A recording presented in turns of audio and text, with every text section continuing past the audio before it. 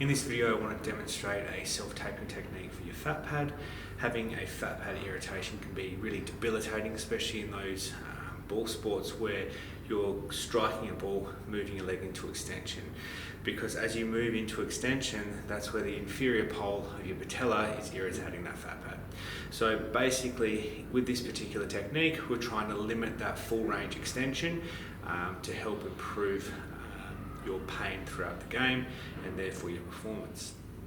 As I mentioned before, with this particular taping technique, we're trying to limit the extension because this inferior pole of your patella digs into the fat pad just under.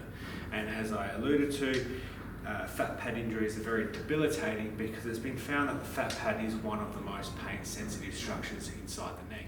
So you may have actually seen this technique before because you can actually use it to tape an ACL. So basically what we're looking to do is tape your knee into some form of flexion. The more flexion, the more resistance you're going to have into extension. So there is a fine point where too much resistance is going to hinder your performance and too little is going to allow that irritation of that fat pad. So basically find that happy medium. You're going to come across through the top, starting one loop, around the back into a figure eight. I like to start with the loop around as well, and crossing, like so. Around the back.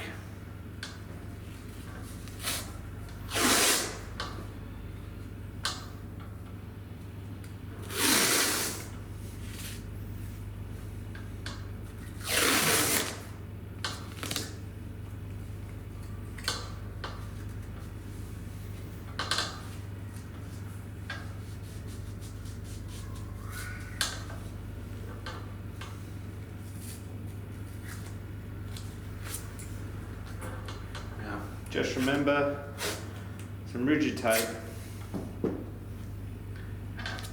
just to lock that off.